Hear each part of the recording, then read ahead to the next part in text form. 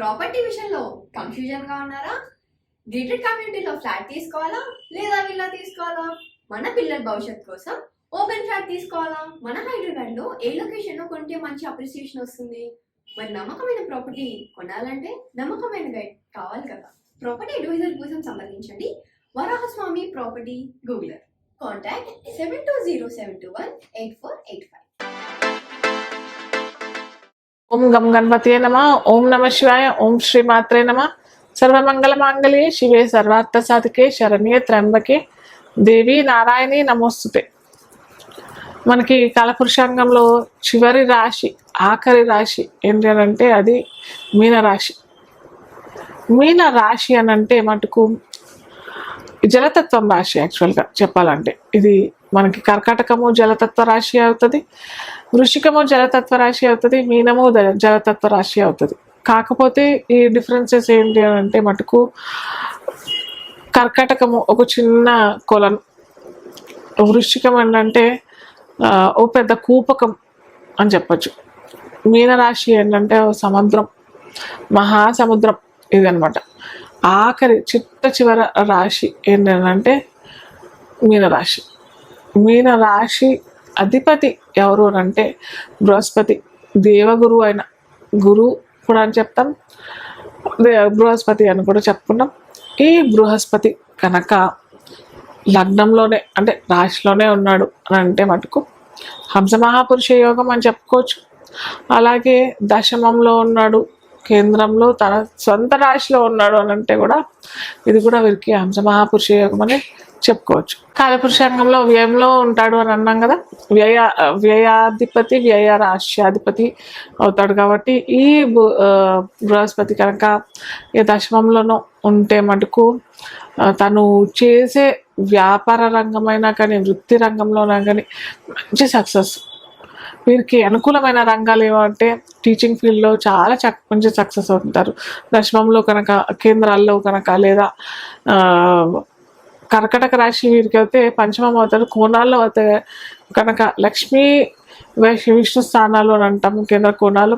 So ఈ స్థానాల్లో కనుక గురువు ఉన్నట్టయితే వారు టీచర్ నుంచి ఒక మంచి బోధనా వ్యక్తి, మనకు రాధాకృష్ణ అని అంటాం కదా. సో ఆ లెవెల్కి ఎదిగే అవకాశాలు చాలా చక్కగా ఉంటుంది. వీరు కూడా చాలా ఎక్కువ సౌమ్య గ్రహం అని అంటాం. సౌమ్యం, అనుకూలం ఎక్కువ, బోధనా తత్వం, మాట చాతుర్యం. ప్లస్ అలాగే ఇంకేంటంటే బృహస్పతి కూడా దేవగురు అని కూడా అన్నాం కదా. మీరు ఏంటంటే తొందరగా ఏమంటారు దూకుడు స్వభావం కాకుండా ఏదన్నా ఎటువంటి ఆటంకాలు వచ్చినా కానీ వారు తొందరపాటు పడకుండా ఎక్కడ లోపం జరిగింది, మన వల్లే లోపం జరిగిందా అనే ఉద్దేశంతో వీరు చూసి ఆచితూచి అడుగేసేవారు ఈ మీనరాశి, మీన లగ్న అధిపతి గురువు తత్వం వారు ఉంటారు.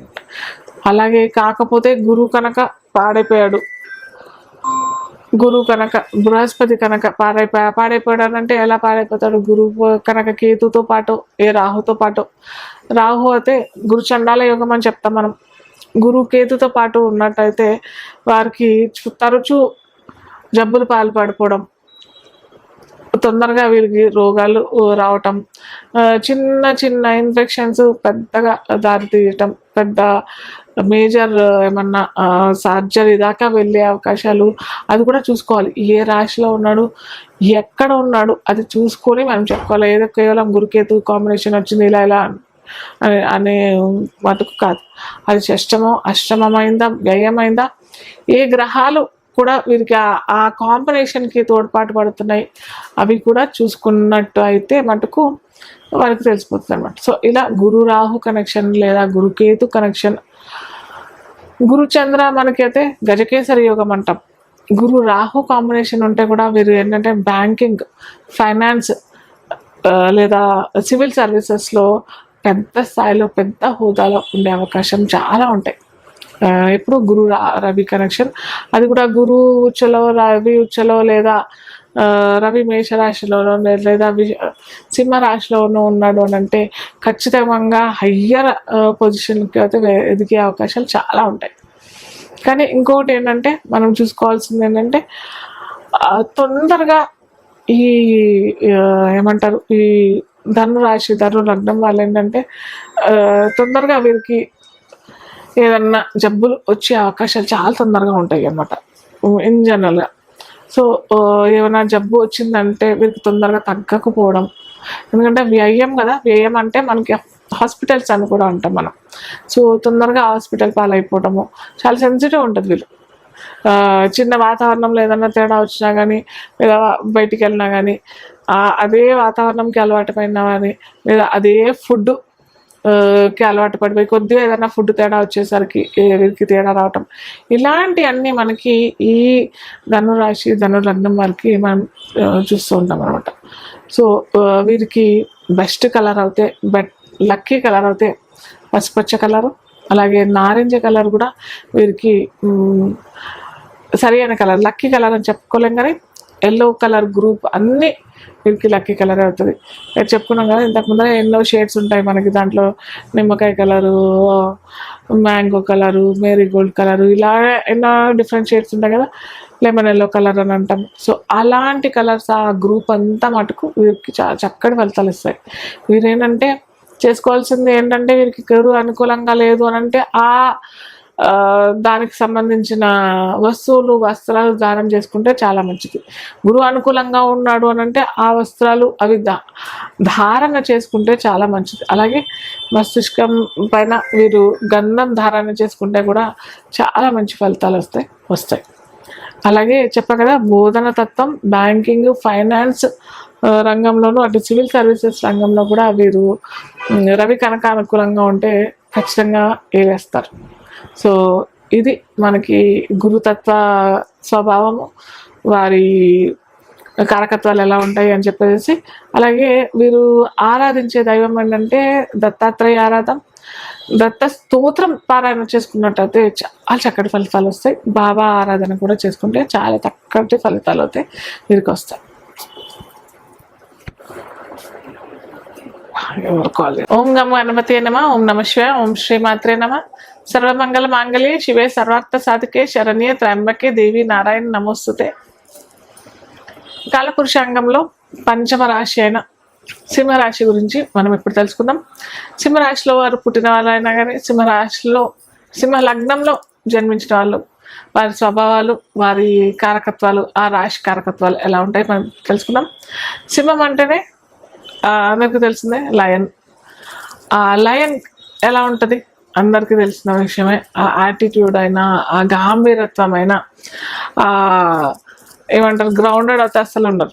సింహరాశి వాళ్ళు, సింహ లగ్నం వాళ్ళు అయితే ఈగో అయినా యాటిట్యూడ్ అయినా అలాగే ఉంటుంది. ఎప్పుడైతే ఆ రవి లగ్నాధిపతి రవి అవుతాడు, లగ్నాధిపతి అయినా రాశ్యాధిపతి అయినా రవి అవుతాడు. ఈ రవి కనుక మంచి ప్లేసెస్లో ఉంటే మటుకు కొద్దిగా ఏమంటారు ఎదుటి వ్యక్తిని గౌరవించడము, వారికి సరి సమానమైన వ్యక్తి అవుతేనే వారు ఆ వ్యక్తితో మాట్లాడడానికి లేదా ఆ వ్యక్తితో ఇంటరాక్షన్ పెట్టుకోవడానికి ఛాన్సెస్ ఉంటాయి. వారికి సరిపోరు, వారికి తూలరు అని అంటే మటుకు ఎనీ ఛాన్స్ వారితో ఏమంటారు కాంటాక్ట్స్ కూడా పెట్టుకోరు. అలాగే సింహరాశి అని అన్నాం కదా, రవి అన్నాము. రవి రాజు, మొత్తం కాలపురుషాంగంలో రవి రాజు అవుతాడు. ఈ రాజు ఎలా ఉంటాడు అందరికి తెలిసిందే మటుగా. సో ఆ వెలుగునిచ్చే కారకుడు రవి. రవి ఆత్మకారకుడు. చంద్రుడు మనస్సు కారకుడు అని అనుకున్నాం కదా, ఇక్కడ రవి ఏంటంటే ఆత్మకారకుడు. ఈ రవి మనకు జాతక చక్రంలో ఎక్కడున్నాడు దాన్ని బట్టి ఆ రాశి కారకత్వాలు కూడా ఈయన చాలా వెరీ పవర్ఫుల్ కదా. కింగ్, లయన్ ఈ సింహరాశి వారు కదా, సింహలగ్నం వారు కూడా కదా. సో వీళ్ళు ఏంటంటే ఆ క్వాలిటీస్ అట్రాక్షన్ తొందరగా వీళ్ళు చేసుకుంటారు. ప్లస్ ఇంకోటి ఏంటంటే రవితో పాటు ఇన్ జనరల్గా నేను చూసిన జాతకాల్లో 100కి 90, 80, 90 రవి బుధుడితో పాటే ఉంటాడు. సో బుధుడు కారకత్వాలు వచ్చేస్తాయి, రవి కారకత్వాలు వచ్చేస్తాయి. రవి గాంభీరత్వం, ఏమంటారు ప్రైడ్, ప్రిజుడిస్ అంటాం కదా, అలాంటి అన్నీ కూడా ఈ సింహరాశి సింహ లగ్నం వారికి ఉంటాయి. సో అలాగే ఆ బుద్ధి జ్ఞానం కూడా వీళ్ళకి బుధుడు ఉంటాడు కదా, పక్కన ఏ రాశి అధిపతి అయినా, ఏ గ్రహం ఉన్నా కానీ ఆ క్వాలిటీస్ ఈయన మొత్తం అట్రాక్ట్ చేసుకుంటాడు. మళ్ళీ డిగ్రీస్ చూసుకోవాలి. 10 degrees లోపల ఉంటే ఏ గ్రహాన్నైనా తిను ఆకట్టుకునేది వాళ్ళ క్వాలిటీస్ మొత్తం ఈయన లాగేసుకుంటాడు అనమాట. సో అంత పవర్ఫుల్ మనకి సింహరాశి సింహలగ్నం వారు. వీరి కనుక రవి పాడైపోయినట్టయితే అంటే ఈ అష్టమంలోనో రాహుతో పాటు ఉండడమో లేకపోతే రవి కేతుతో పాటు ఉండడం, రవి రాహుతో పాటు ఉంటే మనకు అది కూడా అష్టమంలోనో ఈ నవమంలోనో శనితో పాటు చూడబడుతున్నాను అని అంటే ఖచ్చితంగా అది మనకి పితృదోషం కిందనే మనం చూసుకోవాలి. అలాగే రవి కనుక చక్కటి పొజిషన్లో ఉన్నాడు అంటే ఏ ఉచ్చులో మేషరాశిలోనే ఉన్నాడు లేదా సింహరాశిలోనే ఉన్నాడు, చక్కగా ఉన్నాడు అని అంటే మటుకు వీరికి మంచి వృత్తిలో హయ్యర్ పొజిషన్ అనమాట. ఈ ఐఏఎస్ లేదా ఏదైనా సివిల్ సర్వీసెస్లో ఉంటే హయ్యర్ కేటగిరీలో ఉండడం అంటే మేషరాశి వీరికి ఉచ్చ రాశి కాబట్టి, అలాగే సింహరాశిలో ఉన్నంటే కూడా వీరికి మంచి రాశి అవుతుంది కాబట్టి ఆ లీడర్షిప్ క్వాలిటీస్ ఉంటాయి, చక్కగా డామినెంట్ కేటగిరీస్ ఉంటాయి. వీరు జనరల్ మేనేజర్ లేకపోతే ఇంకేదైనా హయ్యర్ పొజిషన్లో కలెక్టర్ లాంటి పొజిషన్లో ఉన్నట్టయితే కూడా వీరు తన కింద వాళ్ళతో ఎలా పని చేసుకోవాలి, ఎలా చేసుకుంటే వీరు నాకు పని చేసి పెడతారు, నేను ఏమంటే వీరు లొంగిపోతారు నాకు అనే స్వభావం కూడా తత్వం కూడా వీరికి ఈజీగా తెలిసిపోతుంది అన్నమాట. సో వీరు ఇన్ జనరల్గా మంచి డాక్టర్స్ ప్లస్ ఈ సివిల్ సర్వీసెస్లో మంచి దిట్ట అయిన వాళ్ళు లేదా మంచి ఫైనాన్స్ బ్యాంకింగ్ డిపార్ట్మెంట్లో హయ్యర్ పొజిషన్స్ హయ్యర్ అథారిటీస్. ఇప్పుడు మనకి రవి ఆ లగ్నాన్ని వారికి ఆ రాశి వారికి చాలా చక్కటి పొజిషన్లో ఉంటేనే మటుకు ఈ వృత్తిలో ఉండడానికి చాలా ఆస్కారం ఉంటుంది. వీరికి కూడా వ్యాపారం అంతగా వీరికి నప్పదు. ఎందుకంటే చెప్పా కదా, వ్యాపార ధోరణి అన్నప్పుడు మాటలతో చాకచక్యంతో పనులన్నీ చేసుకోవాలి, కానీ అది వీరికి ఉండదు. ఆ గాంభీరత్వము ఇవన్నీ ఉంటుంది. గ్రౌండెడ్ ఫస్ట్ ఆఫ్ ఆల్ ఉండరు, కస్టమర్స్ అట్రాక్షన్ అసలే ఉండదు. సో ఎలాగ వీరికి వ్యాపారం? సో ఏంటంటే మనము ఈ సింహరాశి సింహలగ్నం వారికి వ్యాపారంలో వెళ్ళకపోవడమే బెస్ట్ అని చెప్పచ్చు. సో వృత్తి వ్యాపారాల్లో చాలా చక్కగా ఉంటాయి. అలాగే వీరికి సప్తమాధిపతి కూడా శని అవుతాడు కాబట్టి చాలా చూసి ఎంచుకోవడం చాలా మంచిది వీరు తమ భాగస్వామ్యం. అలాగే వీరికి ఇష్టమైన కలర్ లక్కీ కలర్ అంటాం కదా, అది ఆరెంజ్ కలర్, నారింజ కలర్ అంటాం. ఎరుపు కూడా, పసుపు వర్ణం కలర్ కూడా వీరికి లక్కీ కలర్స్ అవుతాయి. ఇది ఈ సింహరాశి సింహలగ్నం వారి స్వభావాలు, కారకత్వాలు.